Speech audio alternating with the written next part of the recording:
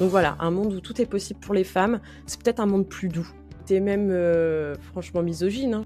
J'ai des belles amitiés individuelles extrêmement nourrissantes. Et à la fin, souvent, ils sortent en disant « les femmes étaient au-dessus ». Donc bienveillantes envers les unes les autres, se voir comme de potentiels alliés et se tirer vers le haut. Bienvenue dans le podcast Gang de copines. Ici, la sororité n'est pas un slogan. C'est une expérience vécue, riche, complexe, parfois bouleversante.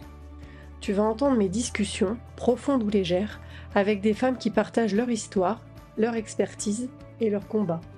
Tu vas entendre des histoires vraies, sans filtre, de femmes qui tissent des liens, traversent des tempêtes et s'élèvent. On célèbre à la fois la force et la fragilité des amitiés féminines. On ose parler de ce qui gêne, de ce qui répare. Gang de copines, c'est l'espace où la sororité s'assume, se questionne et se vit pleinement. Bonjour Alex. Bonjour Elodie. Déjà pour commencer, bonne année 2026. Oui, bonne année.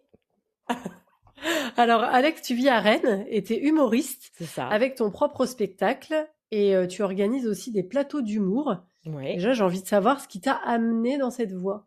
Alors, un parcours somme toute classique, j'ai envie de dire, pour devenir saltimbanque. J'ai fait un burn-out, voilà, j'ai fait une reconversion, j'ai fait une crise existentielle. Évidemment. Sinon, ce ne serait pas drôle. Moi, à la base, j'ai eu cette bonne idée d'être bonne à l'école. Donc, j'ai fait des bonnes études. J'ai un master 2 de droit des affaires. Et après 6 ans d'études, j'ai fait 4 ans dans des services RH de grandes entreprises ou de start-up disruptives et désirables sur le marché. Et ça ne me convenait pas du tout. Même quand j'étais bien dans l'entreprise, objectivement, j'étais extrêmement malheureuse. Et comme je l'ai teasé un peu avant, j'ai vraiment fait une crise existentielle. Je ne peux pas le dire autrement. Je voyais toute ma vie dans ce bureau d'open space à essayer de gravir les échelons. Et ça m'a tuée à petit feu. J'ai fait donc dépression, burn-out. Et avec au bout de quelques mois, cette certitude que je ne pouvais pas retourner à la vie salariée et en tout cas pas à une vie non créative. Et donc, par hasard, vraiment, j'ai commencé à faire du stand-up via ce qu'on appelle une scène ouverte. Donc, c'est des événements où on ne s'inscrit pas, il n'y a pas d'audition, et on passe sur scène. Et je me suis dit, si ça me plaît, que ça se passe bien, j'y retourne. Et ça s'est bien passé aujourd'hui. Ça fait bientôt 4 ans que j'en fais, dont 3 ans en tant que professionnelle. Tu t'es pointée comme ça un jour sur une scène ouverte toute seule. Ouf, t'y allais. Alors pas exactement. C'était un copain de copain qui y avait déjà participé. Et j'étais allée le voir, j'avais trouvé ça super, j'avais discuté avec les orgas et il m'avait dit « bah ouais, carrément, on peut te programmer pour telle date ». Et j'y suis allée avec des amis, ma colocataire de l'époque qui est une très bonne amie aussi. Et pour la petite histoire, humoriste, c'était le métier que je voulais faire quand j'avais 6 ans. C'est le premier métier que j'ai voulu faire. Donc, il y a eu un peu ça aussi, un peu ce truc de « bon, allez, il faut que je le fasse au moins une fois dans ma vie, quoi ». Ça fait combien de temps, là, du coup ? Et en juin, ça fera 4 ans. Après cette première scène, en fait, cette toute première scène qui date de juin 2022. Qu'est-ce que ça veut dire d'avoir ton propre spectacle ? Ça veut dire que j'ai un seul en scène humoristique d'1h15 que je vends à des salles, à des lieux qui peuvent me recevoir. Et voilà, j'ai mon propre spectacle dans le sens où c'est moi qui l'ai pour l'instant seul, quasi seul, écrit, mis en scène, qui le tourne, qui le vend et qui le joue, bien évidemment. Et c'est où ? Où est-ce qu'on peut te voir ? En 2026, la date que je connais pour l'instant, c'est à Angers, le vendredi 30 aux Petites Folies. Et après, là, je suis en cours de restructuration de plein de choses. Donc, je revois mes prix, ma façon de prospecter, je refais la mise en scène. Donc, 2026, il n'y aura peut-être pas forcément beaucoup de dates premier semestre, mais c'est pour revenir plus en force au deuxième. Comment il s'appelle ton spectacle ? Il s'appelle Décalé. Et on parle de spectacle d'ailleurs ? On utilise ce mot-là ? Oui. D'accord, ok. Après, si on veut un peu faire genre, on s'y connaît dans le milieu artistique, on dit un seul en scène, on peut dire un one-woman show, mais voilà, suivant la culture de chacun, chacune, ça peut changer l'idée qu'on se fait d'un spectacle suivant le terme, mais c'est un spectacle. Ça, c'est ton activité, ton propre spectacle à toi, et tu organises aussi des plateaux d'humour. Ouais. Qu'est-ce que c'est que des plateaux d'humour ? Je réunis des artistes dont j'apprécie le travail Et on fait une soirée d'1 heure et quart environ où chacun fait un passage de d'un certain nombre de minutes, on va dire. Ça peut être 10, ça peut être 15 minutes, 20 minutes. Et voilà. Et chacun présente un peu son univers comme ça au public. Ça permet d'avoir comment dire, de toucher un plus grand nombre de personnes, puisque c'est moins clivant que de voir une seule personne pendant 1 heure et quart. Et ça permet aux artistes de travailler des petits bouts de sketch, des petits bouts éventuels de leur futur spectacle. Donc voilà, donc ça s'appelle le Ducky, comme un canard en anglais, le Ducky Comedy Club. Et c'est principalement à Rennes et un peu. Et après, je suis pas fermée. Je fais des fois des dates un peu partout en Bretagne. Ça, c'était pour tes activités, on va dire, en tout cas tes activités professionnelles. Oui. Et avant de rentrer dans le vif du sujet, et comme c'est le premier épisode de l'année, j'ai envie de commencer par te poser 3 questions en rapport avec ce début d'année. Oui. Est-ce que tu as un grand rêve pour cette année 2026? Je dois en avoir plusieurs parce que je suis une grande rêveuse, mais là, pour 2026, j'aimerais beaucoup professionnaliser davantage les artistes sur mes plateaux. Pour l'instant, on travaille beaucoup au chapeau, donc au don libre. Et j'aimerais créer un festival. Je crois que voilà, mon petit rêve pour cette année 2026, ce serait de faire un petit festival où je fais jouer plein de gens dont j'adore le travail et qui sont très émergents, qui sont pas connus. Ma deuxième question, c'est sur tes amitiés féminines. Comment t'aimerais les voir évoluer ou se passer cette nouvelle année? Et bah avec le regain d'énergie dont je te parlais un peu en off, puisque je suis en changement de traitement et que j'étais très fatiguée jusqu'à présent, j'aimerais pouvoir réenvisager de bouger plus en France pour aller voir mes amis. Je trouve que les femmes ont, comment dire, une faculté à bouger, à être dans le mouvement, qui est plus importante que celle des hommes, de mes amitiés hommes en tout cas. Et donc j'ai beaucoup d'amis qui n'habitent plus du tout proche de chez moi et que du coup je vois moins. Donc l'idée, voilà, ce serait de me mettre un bon coup de pied aux fesses pour aller voir les copines de Paris, de Lille, de Lyon, de Brest et d'ailleurs encore. Alors ma troisième et dernière question, démarrage de 2026. Imaginons que nous vivions dans un monde où tout soit possible pour nous les femmes. Qu'est-ce qui se passerait? Bah, je pense que moi j'ai pensé tout de suite pratico-pratique. Moi j'irais me promener la nuit. C'est débile, mais c'est vraiment, j'adore la nuit, j'adore marcher de nuit. Et mais à plus grande échelle, je pense qu'il y aurait peut-être plus d'empathie dans le monde. En fait, je trouve qu'on en manque beaucoup.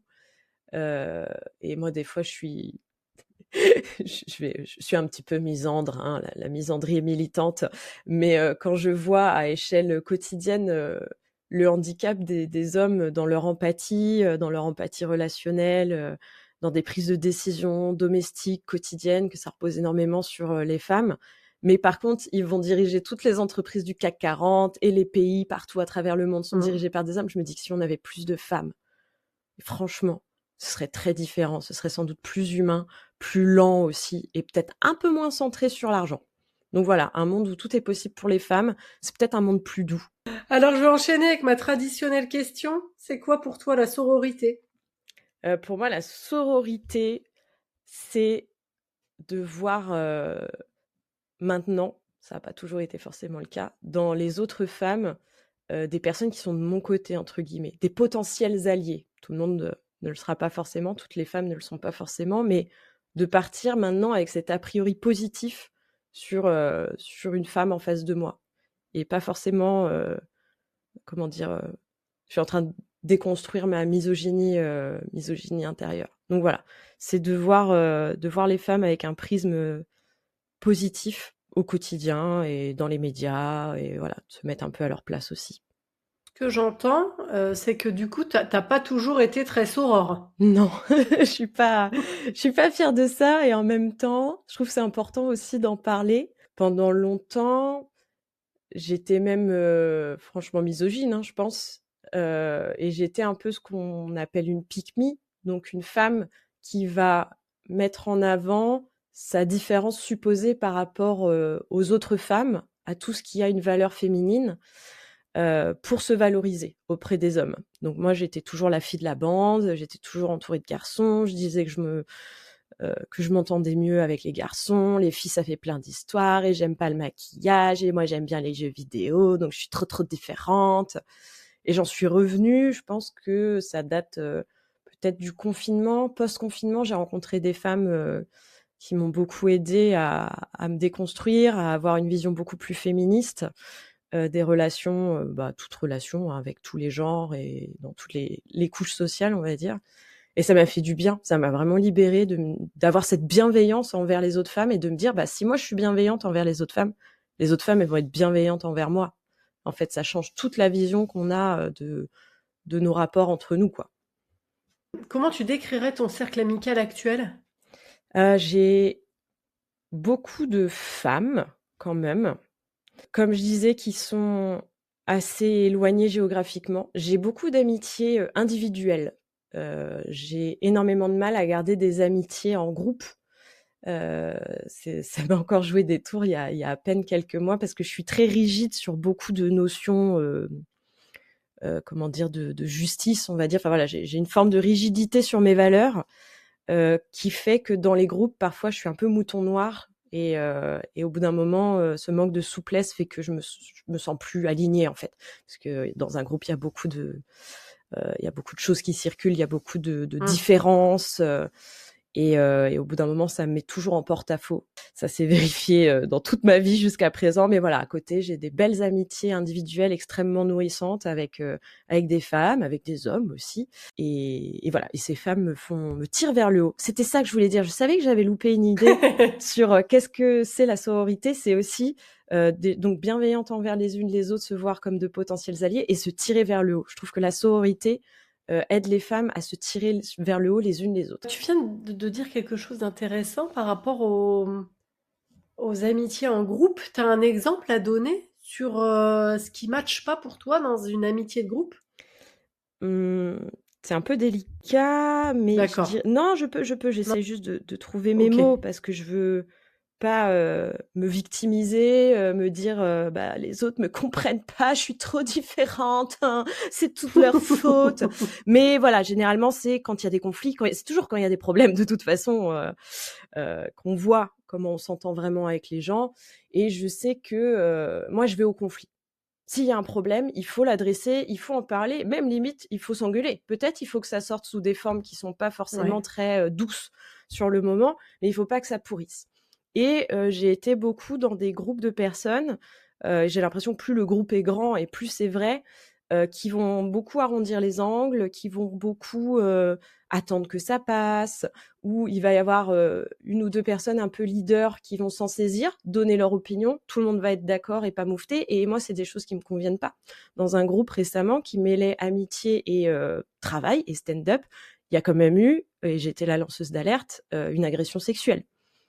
Donc quand on parle de pas être Ouais. aligné, c'est que quelqu'un a décidé de protéger l'agresseur, cette personne avait une influence. Donc tout le monde a suivi. Et à un moment, j'ai dit non les gars, moi je peux pas, les gars et les filles, moi je peux pas vous suivre là-dessus, même si à la base on est amis. Là c'est non, c'est un non pour moi, quoi. Mais bon, il n'y a pas toujours eu des cas aussi graves. Mais c'est vrai que là, c'est quelque chose que j'ai vécu il y a pas si longtemps que ça. Et ça m'a fait me dire, tant pis, hein, maintenant, on va juste parler de relations de travail quand ça touche à l'humour et au milieu artistique. Et sinon, on va éviter de trop s'investir émotionnellement, peut-être. Mais comme tu l'as dit, je crois tout à l'heure, c'est du coup faire respecter tes limites et tes valeurs. C'est ça, surtout face à des personnes qui disent avoir les mêmes valeurs que moi. C'est là où, pour moi, il y a un Ouais. désalignement. C'est de se dire, dans le milieu artistique, on est quand même très à gauche, très, d'aucuns diraient woke. Et je dis d'aucuns diraient parce que c'est un terme qui peut être un peu ambivalent suivant sa propre culture. Mais donc quand c'est des groupes qui se revendiquent alliés et qu'il y a une dissonance totale en interne, moi je peux pas continuer, c'est pas possible. Pour continuer du coup avec ce sujet professionnel, quelle est la place des femmes dans le stand-up? C'est une place ambivalente aujourd'hui, je dirais, parce que il y a encore peu de femmes, trop peu de femmes et de minorités de genre et de représentation en général, hein. Un stand-upper, le starter pack du stand-upper, c'est un citadin homme entre je dirais 20 et 35 ans, blancs, valides, de classe moyenne, on va dire. Donc on manque de personnes âgées, entre gros guillemets, plus âgées. On manque de représentation de personnes handicapées. Enfin voilà, le stand-up là-dessus est pas forcément un très bon élève encore. Mais d'un autre côté, comme je dis, c'est des milieux où beaucoup en tout cas vont se revendiquer un peu à gauche, etc. Donc il y a un sursaut de « Ah, bon, si on n'a pas une femme, on va se faire épingler. Vite, vite, vite, des femmes ». Mais je pense que derrière, comment dire, ça fait un peu quota, en fait. Ça fait un peu discrimination positive. Et c'est surtout ces organisateurs et organisatrices qui cherchent à tout prix des femmes pour être un peu dans l'air du temps, on va dire. C'est un peu l'arbre qui cache la forêt de la professionnalisation. Parce que pour être sur des scènes au chapeau, donc à prix libre, ça passe encore. Et en fait, dès que tu montes dans les échelons, tu tombes sur des boys clubs qui vont se faire jouer entre copains. Et pour des personnes qui sont intermittentes comme moi, ou artistes-autrices, ou auto-entrepreneuses, enfin voilà, il y a plein de formes juridiques derrière, mais accéder à des scènes rémunérées légalement, avec les minimums qui vont avec, les congés, la retraite, nanana, c'est encore extrêmement difficile. Donc aujourd'hui, les femmes dans le stand-up, on est 6 fois moins que les hommes. Et je pense que ce chiffre, il concerne encore un global qui prend en compte les scènes non professionnelles, les scènes bénévoles, entre guillemets. Et tout ce qui va être scène professionnelle, ça doit être pire encore. Est-ce que toi, à ton échelle, tu as la possibilité d'agir? J'espère bien. Il faut être le changement qu'on veut voir dans le monde. Ouais. J'aime bien cette phrase. Moi, j'essaye de faire travailler un maximum des femmes sur des scènes professionnalisantes, notamment, parce que c'est quand même le nerf de la guerre, on va pas se mentir, c'est de pouvoir en vivre pour celles qui veulent en vivre. Donc voilà, je fais en sorte d'avoir la parité sur mes scènes professionnelles et j'hésite pas à avoir plus de femmes que d'hommes. C'est déjà arrivé, ça se passe très bien. Il y a un retour qui est très amusant à voir sur tout type de scène. Là, pour le coup, je fais le distinguo chapeau ou cachet, mais là, c'est un peu partout. Souvent, à la sortie des scènes, il y a des gens qui viennent nous voir et qui nous disent « Ah, les femmes, ce soir, elles étaient un peu au-dessus quand même. Hein. » Et c'est vraiment, en 4 ans, je l'ai pas entendu qu'une fois, cette phrase. Donc, je trouve ça incroyable déjà. Et puis, ça renforce l'idée que les femmes ont complètement leur place sur scène. Donc voilà, avoir la parité sur un maximum de scènes. Les scènes ouvertes aussi, parce que c'est un entonnoir. Si je veux avoir des femmes qui sont capables d'aller sur des scènes pro, il faut que en bas de mon entonnoir, j'en fasse rentrer, je permette à un maximum de personnes de jouer.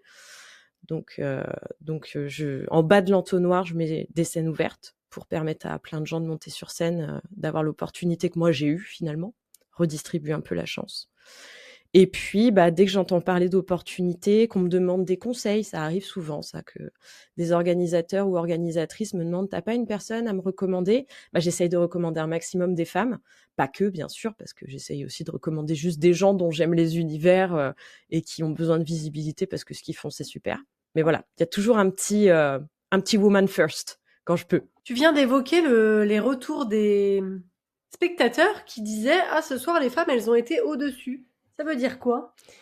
Je pense que si on regarde les deux faces de la pièce, on a d'un côté des femmes qui, dans tout leur domaine, mais là on parle du stand-up, donc font toujours plus que les hommes pour se sentir légitimes et vont quand même avoir un syndrome de l'imposteur.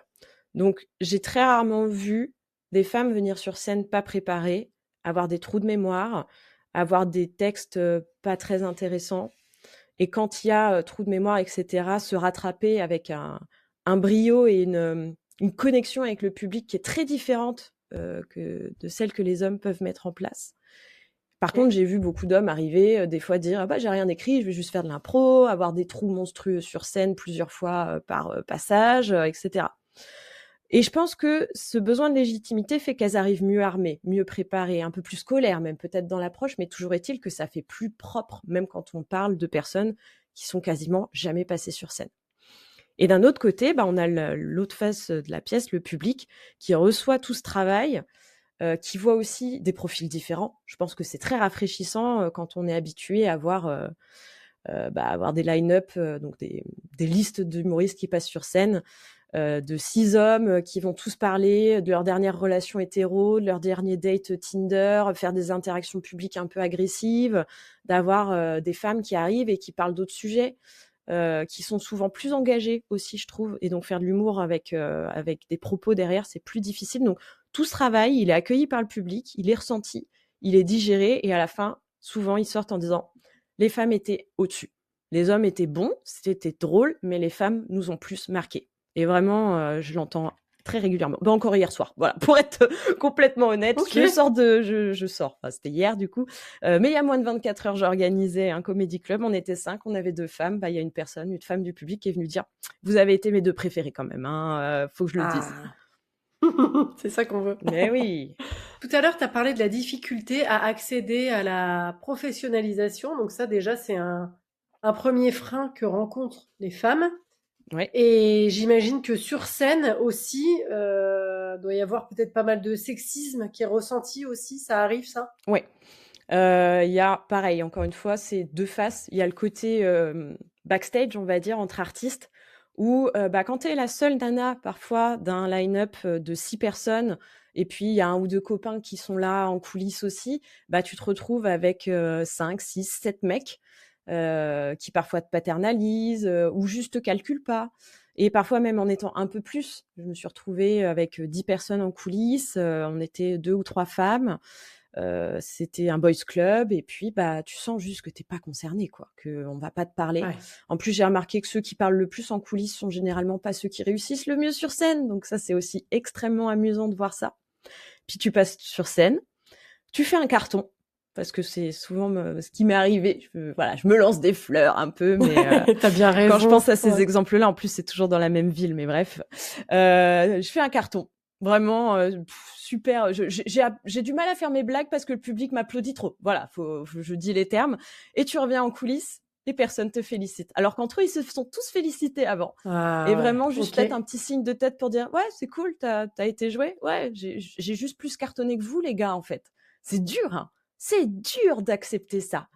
Donc voilà, ça c'est le côté backstage. Ça arrive tous les mois, dès que je pars un peu en dehors de ma ville, de mon fief et de mon propre comédie club. Ça arrive quasi immanquablement. Et du coup, maintenant côté public, ça donne parfois des ambiances qui descendent d'un coup, qui a une énergie basse d'un coup quand j'arrive sur scène, alors qu'il y a eu des hommes avant. C'est-à-dire que je pense que dans l'imaginaire collectif, il y a encore beaucoup une idée que je trouve abominable, c'est qu'une femme ne peut pas être drôle, déjà. Et si elle est drôle, c'est qu'elle est moche, enfin voilà, il y a de la grossophobie, il y a plein de choses qui peuvent intervenir pour qu'on accepte qu'une femme soit drôle. Je trouve ça abominable. C'est vraiment des trucs. Je repense à, par exemple, la youtubeuse Natou.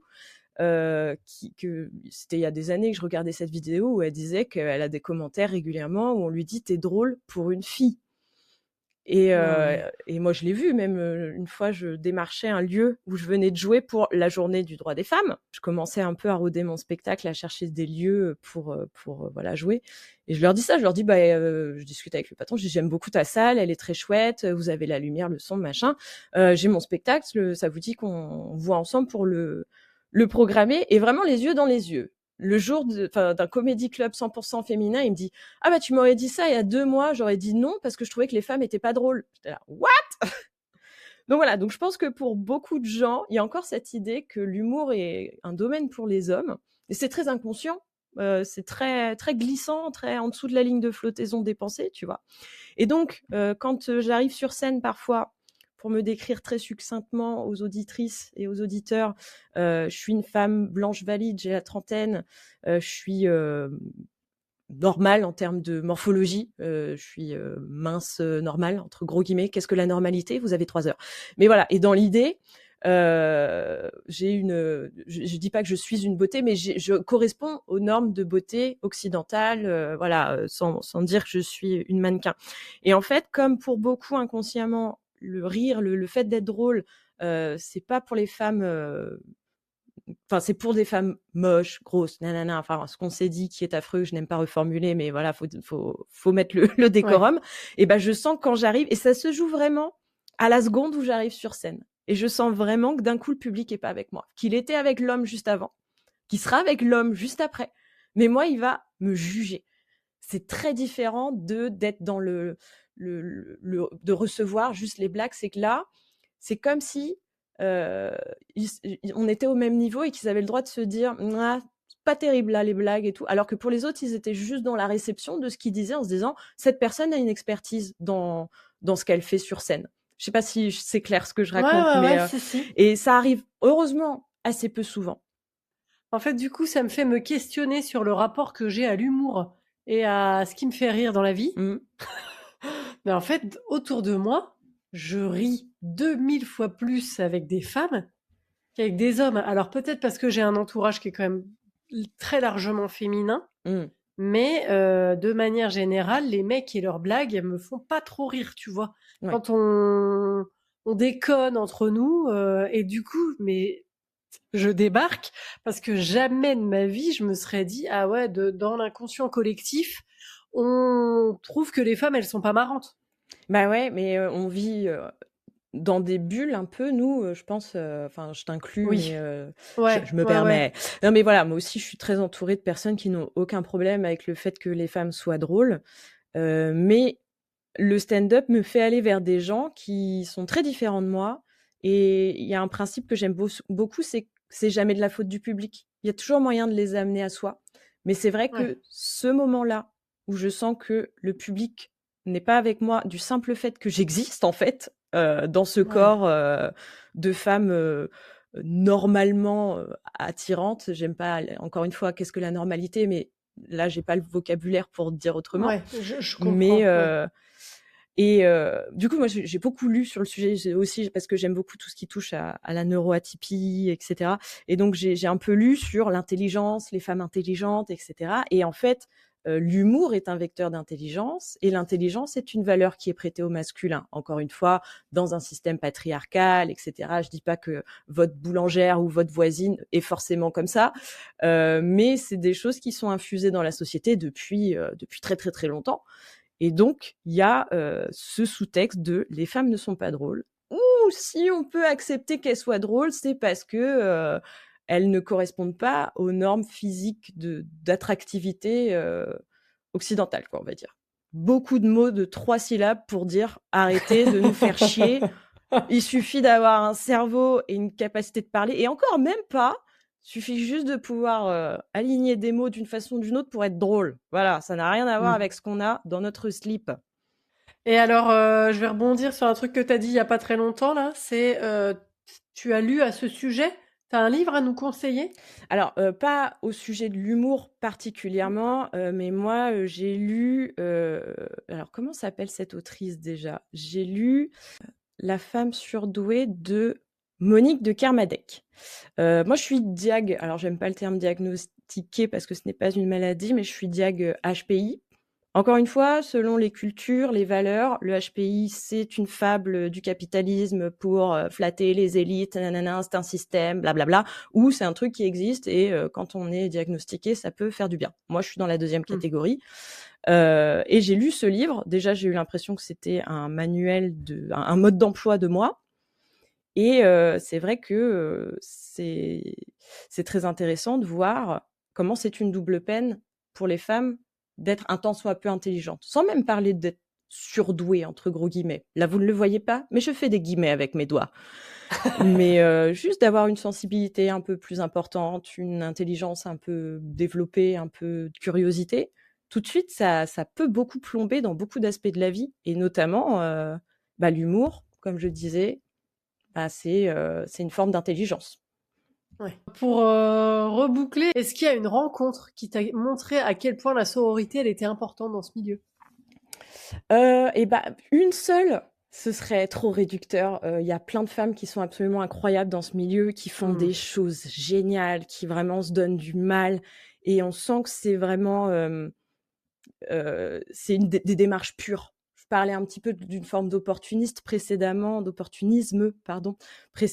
se dire bon allez, on va mettre une ou deux nanas pour qu'on nous lâche la grappe et faire genre on est on est déconstruit. Mais non, il y a vraiment des gens, des femmes notamment, qui sont à l'avant-garde de ça. Je pense notamment à Julie Gabriel sur Rennes et alentour, qui a créé un comedy club 100% féminin, professionnalisant, qui met une énergie de dingo dans ce projet, qui est un très beau projet par lequel j'ai rencontré d'autres femmes qui ont d'autres très beaux projets. Donc voilà, après, encore une fois, on est sur un super beau entonnoir. Je rencontre Julie et derrière, à chaque soirée que je fais avec elle, je rencontre des femmes incroyables qui sont excellentes sur scène et qui se bougent pour mettre en avant l'humour féminin. Donc, c'est top. Quel message t'aimerais transmettre aux femmes qui rêvent de monter sur scène? Pour les femmes qui voudraient monter sur scène, je leur dirais de se rapprocher. Alors, le stand-up, c'est encore très citadin. Après, il y a des choses qui se développent aussi dans des villes de taille plus moyenne. Je parle en Bretagne, par exemple, de Quimper ou Lannion. Je leur conseillerais de prendre contact avec des personnes qui organisent et de discuter avec ces personnes pour voir déjà si le courant passe bien. C'est pas forcément évident, mais juste de dire voilà, je débute, j'aimerais débuter. Déjà de voir comment la personne va répondre, ça vous donne un peu, je pense, le tempo, l'esprit. N'y allez pas si vous vous sentez pas bien. Et puis voilà, il y a beaucoup de choses qui se font. Essayez peut-être de se rapprocher, si c'est possible, de personnes où vous voyez en allant, par exemple, au Comedy Club. Là, je mets les idées dans le désordre, mais déjà y aller en tant que spectatrice va vous donner une idée de l'ambiance, comment les artistes vous semblent être traités, est-ce qu'il y a des femmes sur scène, quels sont les propos sur scène, etc. Donc, allez voir des comédie clubs et allez discuter avec les artistes et les organisateurs et organisatrices. Je pense que c'est le meilleur moyen de se lancer en se sentant bien ou d'éviter des plans bourbiers qui vont vous dégoûter à vie. Et moi, je pense qu'il y a de la place pour tout le monde s'il y a l'envie de travailler, en fait. Tout le monde n'arrive pas avec un texte qui va fonctionner tout de suite. Le stand-up, ça peut être très ingrat parce que on a un retour immédiat. C'est pas comme des vidéos sur TikTok ou autre où moi, je sais que j'ai beaucoup de mal parce que justement, je manque de ce retour immédiat pour savoir si ce que je fais est drôle ou intéressant. Mais pour des personnes qui auraient envie de progresser, il y a toujours de la place, je pense, mais c'est pas toujours facile de trouver le bon interlocuteur ou la bonne interlocutrice. Ça, je suis d'accord aussi. C'est bien, je suis d'accord avec moi-même, c'est plutôt pratique. Il y a un sujet dont on n'a pas parlé, qui a rien à voir avec le stand-up et tout ça, c'est ton podcast. Oui, moi j'ai un podcast aussi. Oh là là, c'est fou ça. La trentaine, on fait des podcasts. C'est un copain à moi qui dit ça. En fait, donc je suis très geek et je fais depuis 10 ans du jeu de rôle sur table, donc c'est-à-dire un jeu de société pour les gens qui connaissent pas du tout vraiment. Vous imaginez que vous êtes avec 3-4 copains, copines, autour d'une table avec des feuilles, des papiers, il y a des dés aussi, et puis des chips, des bières et tout ça. Voilà, petite soirée jeu de société. Et en fait, c'est de l'improvisation d'histoire. On coécrit une histoire en l'improvisant. Voilà, je prends un énorme raccourci, mais ça vous donne une idée de ce que c'est. Et donc, j'ai réuni des artistes que j'apprécie et un copain avec qui je fais beaucoup de jeux de rôle qui a des idées complètement what the fuck tout le temps en plein jeu. Et on a enregistré une partie. On a enregistré pendant 2 jours, non-stop, une partie. Et voilà, la saison 1 est en cours de publication. Elle va se terminer la semaine prochaine. C'est en 16 épisodes. Donc l'idée, c'était de proposer des épisodes relativement courts de 30 minutes, parce que dans le milieu du jeu de rôle audio, comme ça, en podcast, ou filmé d'ailleurs, c'est souvent des épisodes hyper longs de plus d'1 heure sur des saisons qui durent sur des années. Moi, c'est pas ma came. Bravo à celles et ceux qui le font et à celles et ceux qui les écoutent.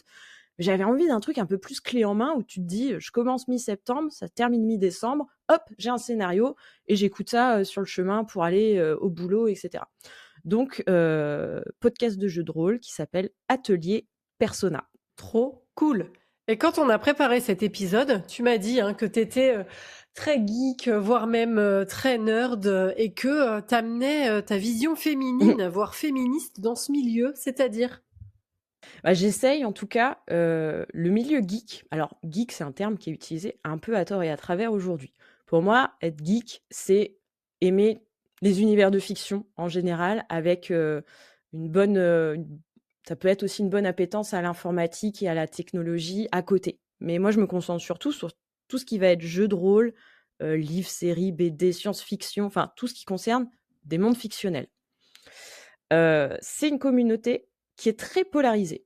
d'un côté, je vois des contenus geeks extrêmement queer, extrêmement féminins/féministes, féminin et féministe n'étant pas forcément la même Synonyme, chose, ouais, le tout à même mot, fait. des Ouais. synonymes, merci.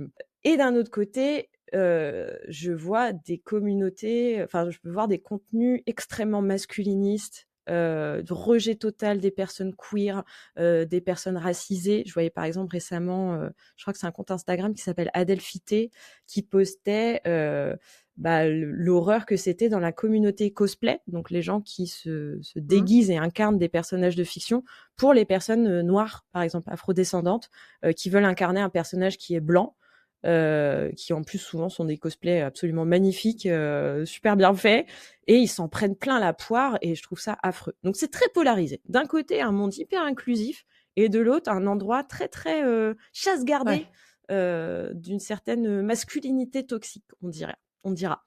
Et donc moi, j'ai plusieurs contenus geeks. J'ai le podcast Atelier Persona, où j'essaie d'avoir la parité dans mes joueurs et joueuses, où je suis maîtresse du jeu, c'est moi qui mène la partie, qui donne les éléments du scénario et qui guide les joueurs et les joueuses. Moi, j'ai rarement vu des contenus jeux de rôle où c'était une femme maîtresse du jeu. Déjà, donc pour moi, c'est déjà un bon point. Oui. Et là, on va enregistrer la saison 2. Je crois que je vais avoir du mal à avoir une autre femme pour jouer avec nous, mais je projette de faire une session 100% féminine. Bon, voilà, un peu les vases communicants. À côté, je fais des vidéos sur TikTok, il faut que je les reprenne, où je décortique la façon dont les personnages féminins sont traités dans la fiction. Parce que j'ai déconstruit et décortiqué énormément d'œuvres que j'adorais quand j'étais plus jeune, notamment des animés. Et quand je les re-regarde aujourd'hui, je suis atterrée, quoi. Je suis là, mais c'est pas possible. Ça, c'est clairement, ça n'est pas possible, quoi. Donc, j'aime bien C'est quoi un le peu remettre compte ? l'église au milieu du village. C'est avec mon pseudo. Sur TikTok, c'est Alex Camo, D'accord. ALEXKAMO, avec un tiré du bas, un underscore. Et le podcast Voilà, sur toutes et les puis- plateformes, j'imagine ? Ouais, c'est ça. Peut-être pas toutes les podcasts du monde, Non. mais Oui. les plus connus, Les on va dire, les Spotify, Spotify, Deezer, YouTube. Voilà, tous mes réseaux de toute façon se retrouveront sur mon Instagram. Enfin bref, tout est partout. Suivez-moi, jusque chez moi, même si vous le voulez. Live Twitch aussi ? Et live Twitch, oui, exactement.